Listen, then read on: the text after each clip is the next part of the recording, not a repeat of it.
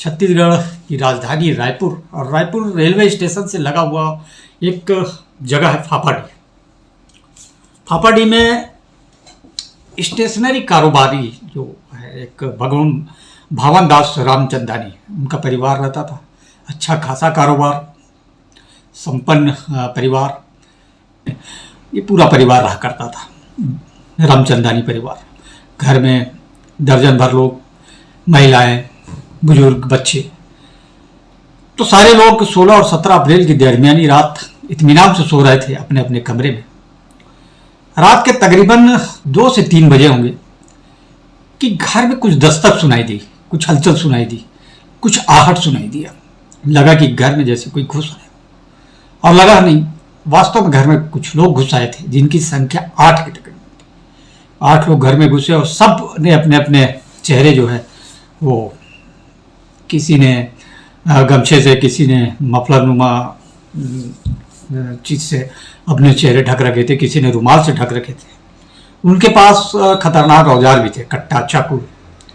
घर में घुसते उन्होंने सभी को जगाना शुरू किया और गाली गलौज करते हुए ये कहने लगे कि चिल्लाना नहीं, हल्ला नहीं करना, नहीं तो जान से मार दिए जाओगे। अब रामचंदानी परिवार दहशत में आ गया, खौफ में आ गया। तभी एक डकैत ने, जो साथ में रस्सी भी लेकर आए थे, सभी के हाथ पैर बांधना शुरू किए और सबके हाथ पैर बांधने के बाद उनको अपने कमरे में ले गए और वहीं बैठा दिया और सबके ऊपर चादर डाल दिया। और बड़े इत्मीनान से फिर घर का सामान चेक करने लगे। जो सामान मिला उसको बैग में भरा और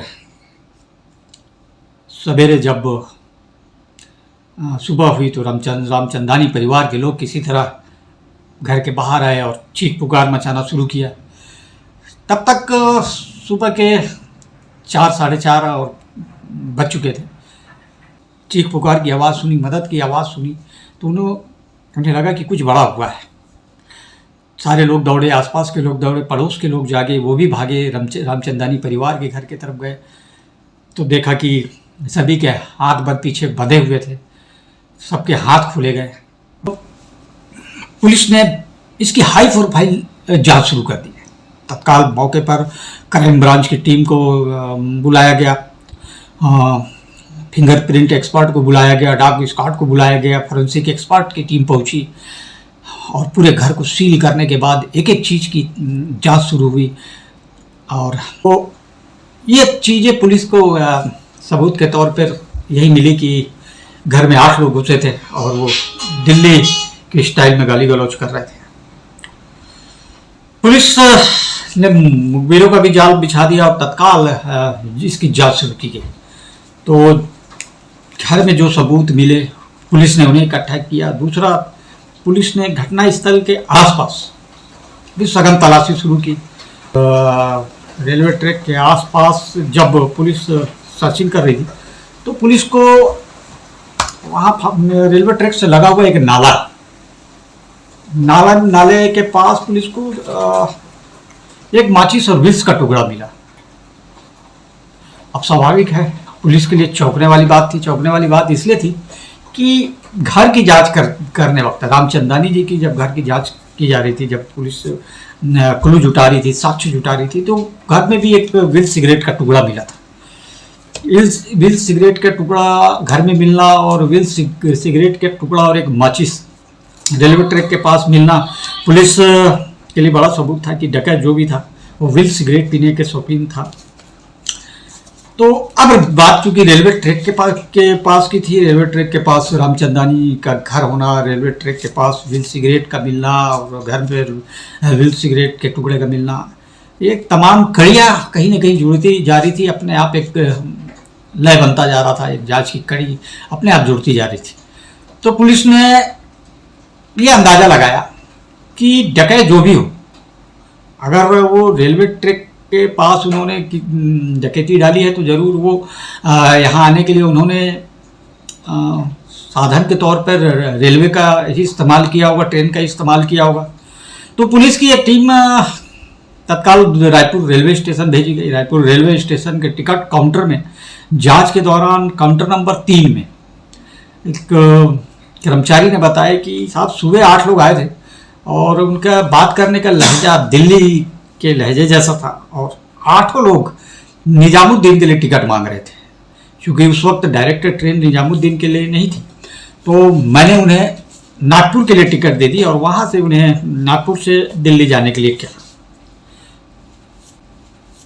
तो पुलिस के लिए बड़ा सबूत मिल गया कि रामचंदानी परिवार के घर में 8 लोगों का घुसना और उसी सवेरे 8 लोग का दिल्ली जाने के लिए टिकट लेना लाइन लगाकर, ये बड़ा सबूत पुलिस को मिल गया कि हो ना हो ये जो गिरोह है वो दिल्ली का गिरोह है, जो डकैती डालने वाला गिरोह। तो छत्तीसगढ़ की पुलिस ने दिल्ली क्राइम ब्रांच से संपर्क किया। एक टीम जो छत्तीसगढ़ की वो दिल्ली भेजी गई और छत्तीसगढ़ की टीम ने दिल्ली के क्राइम ब्रांच टीम के साथ मिलकर इसकी जांच शुरू की। तो दिल्ली में एक प्रसिद्ध जगह है उत्तमपुरी और सीमापुरी, उत्तम नगर और सीमापुरी इलाका। उत्तम नगर और सीमापुरी इलाके में मुखबिरों का जाल बिछा दिया दिल्ली पुलिस ने कि पता करो कि यहाँ जो कोई डकैत गिरोह है जो यहाँ से निकलकर दूसरे राज्यों में डकैती डालता है। तो मुखबिर से सूचना मिली कि यहाँ एक दिलावर नाम का व्यक्ति रहता है और दिलावर के पास बीते सप्ताह 10 दिन पहले 8-10 लोग आए थे और उसके बाद वो लोग दिखाई नहीं दे रहे हैं। क्योंकि दिलावर उत्तम नगर दिल्ली का नामी बदमाश था और कई अपराधों में उसका नाम था। तो दिल्ली पुलिस ने दिलावर पर शिकंजा कसने का प्लान बनाया, लेकिन दिलावर मिला नहीं। सूचना जरूर मिली कि दिलावर जो है वो अपना एक भाई है उसका इब्राहिम और अन्य 2 साथियों के साथ वो बांग्लादेश के लिए निकल चुका है और वो दिल्ली से ट्रेन पकड़कर हावड़ा के लिए गया और हावड़ा के बाद वो बांग्लादेश चला जाएगा। तो पुलिस के लिए बड़ी सूचना थी, पुलिस के लिए बड़ी खबर थी। पुलिस फौरन अलर्ट हुई और टीम को हावड़ा में एक टीम को लगा दिया, दूसरी टीम को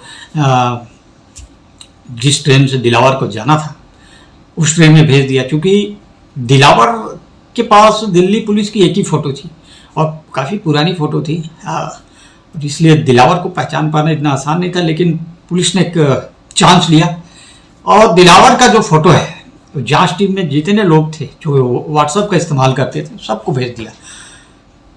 तो दिल्ली और दुर्ग की एक जो टीम, छत्तीसगढ़ की जो एक टीम थी रायपुर पुलिस की, वो उसी ट्रेन में हावड़ा जाने वाली ट्रेन में वो भी सवार हो गई और व्हाट्सएप से मिलान करके एक एक यात्री के चेहरों को देखना शुरू किया।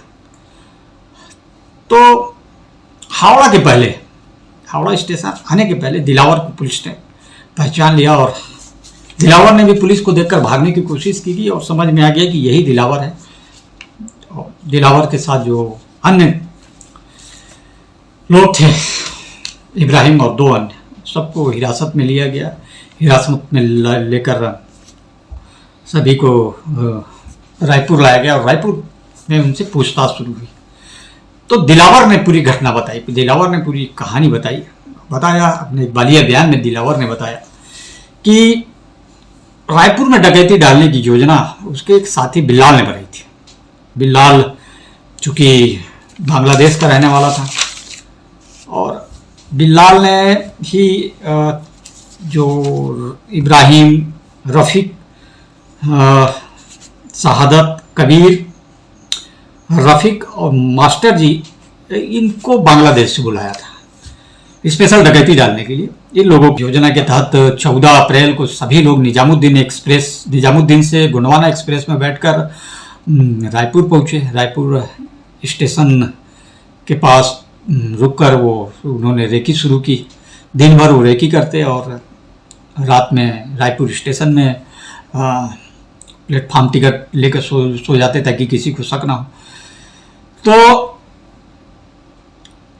3 दिन के रेकी के बाद उन्हें रामचंदानी का घर, भवनदास रामचंदानी का घर डकैती के लिए सही लगा, क्योंकि भागने के लिए भी आसान रास्ता था और जो बनी थी उस पर सहमति थी।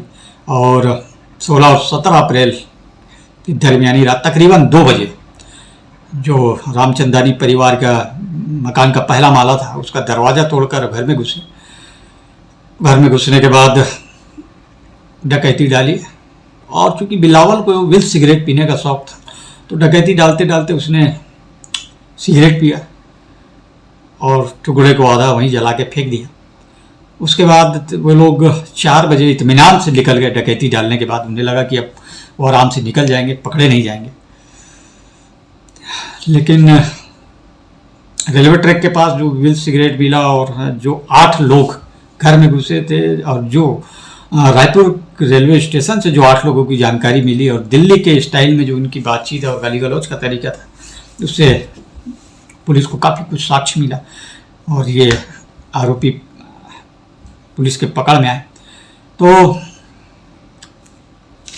इस तरह एक डकैती कांड का खुलासा हुआ। 7 मई को पुलिस ने इस पर प्रेस कॉन्फ्रेंस किया और बताया कि डकैती डालने के बाद जब रायपुर रेलवे स्टेशन में लोग पहुंचे तो दिल्ली के लिए डायरेक्ट ट्रेन नहीं थी, लेकिन नागपुर के लिए ट्रेन थी, तो नागपुर तक गए और वहाँ से फिर ये सारे लोग दिल्ली भाग गए। दिल्ली में जो डकैती की रकम थी उसको बराबर बराबर बांटा, और उसके बाद जो बांग्लादेश से आए थे, शहादत, कबीर, पिल्लाल, रफीक व मास्टर जी, ये 5 लोग बांग्लादेश निकल गए। तो बाकी दिलावर, इब्राहिम और उसके अन्य 2 साथी पकड़े गए। उनमें चारों को सजा हुई। लेकिन जो 5 डकैत थे बांग्लादेश से आए थे, उनका कभी पता नहीं चला, और बिल्लाल ने ही उनको भारत में घुसपैठ करवाया था, और फिर आसानी से वो भारत से लेकर बांग्लादेश भी निकल गया। तो ये बड़ी विचित्र एक कहानी है कि बांग्लादेश के जो अपराधी हैं वो भारत में बहुत सक्रिय हैं। बहुत सारी घटनाएं होती हैं कि बहुत आसानी से वो सीमा पार करके, बॉर्डर पार करके भारत में घुसते हैं, वारदात को अंजाम देते हैं, और बहुत ही आसानी से वो फिर बांग्लादेश निकल जाते हैं, फिर उनका पता नहीं चलता। पर इस मामले में भी कुछ ऐसा ही हुआ, और लेकिन पुलिस की कामयाबी तारीफ काबिल थी। पुलिस की सक्रियता ने पूरे मामले को बहुत ही जल्दी सुलझाया, और जितने लोग इस टीम में लगे थे, जांच में लगे थे, सभी को तत्कालीन भारतीय जनता पार्टी की सरकार ने सम्मानित किया। और तो ये थी आज की हमारी कहानी, बांग्लादेशी डकैत जिनका खुलासा एक विल सिगरेट के टुकड़े से हुआ। हमारी ये क्राइम की कहानी आपको कैसी लगी कमेंट बॉक्स में ज़रूर बताइए, और क्राइम से संबंधित और एपिसोड देखने के लिए और कहानी देखने के लिए हमारे चैनल को लाइक, शेयर और सब्सक्राइब जरूर करें। तब तक के लिए नमस्कार।